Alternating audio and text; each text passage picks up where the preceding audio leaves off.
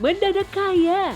Ya, satu desa di Tuban, Jawa Timur belum lama ini viral di media sosial. Buktinya video iring-iringan mobil baru yang diangkut truk ini bukan tersesat jalan, melainkan memang dibeli warga desa secara bersamaan dari Surabaya.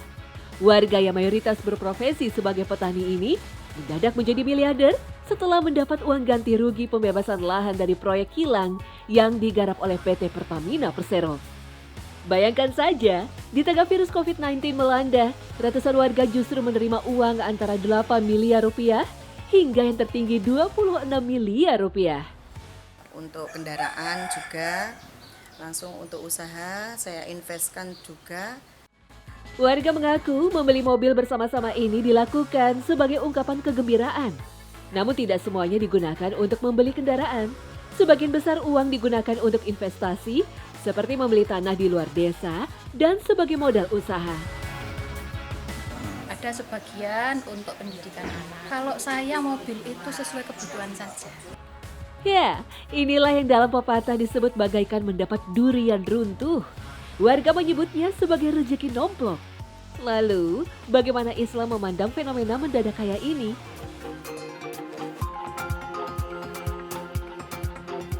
Kaya mendadak merupakan salah satu bentuk rezeki berupa harta. Rezeki ini memang tidak terduga datangnya. Sifatnya sulit ditebak dan hanya Allah lah yang tahu. Dalam Al-Quran pun sudah dijelaskan bahwa Allah SWT menjamin rezeki setiap makhluk dan memberikan rezeki dari manapun. Barang siapa bertakwa kepada Allah, niscaya Dia akan menjadikan baginya jalan keluar dan memberikan rezeki dari arah yang tidak disangka-sangkanya. Quran Surah At-Talaq ayat 2 hingga 3. Menjadi kaya bukanlah sebuah kesalahan dalam Islam. Rasulullah SAW pernah memberikan saran kepada seorang sahabat yang datang mengeluh akan kesulitan ekonomi dan ingin mendapat rezeki yang melimpah. Kisah ini tertuang dalam hadis riwayat Muslim yang dikutip oleh Syekh An-Nawawi Al-Bantani dalam kitab Tafsir Marah Labid. Dari Sahal bin Sa'ad, seorang laki-laki datang kepada Nabi SAW dan mengadu kepadanya perihal kefakiran. Rasul bersabda, "Bila engkau memasuki rumahmu, ucapkanlah salam bila di dalamnya ada seseorang. Bila tidak ada seorang di dalamnya, maka bersalamlah untuk dirimu dan bacalah surah Qul huwallahu ahad sekali." Lelaki itu mengamalkannya. Allah melimpahkan kepadanya rezeki hingga meluber kepada para tetangganya. Makanya kita dianjurkan untuk selalu mengucapkan salam ketika masuk ke dalam rumah, sekalipun tidak ada orang di dalam rumah. Karena ucapan salam ini akan menjadi keberkahan bagi ia dan keluarganya. Ketika kita mendapatkan kebahagiaan, janganlah lupa untuk mengucapkan Alhamdulillah, segala puji bagi Allah. Serta jangan lupa pula untuk berdoa. Ada doa yang sering diucapkan ketika mendapat kebahagiaan.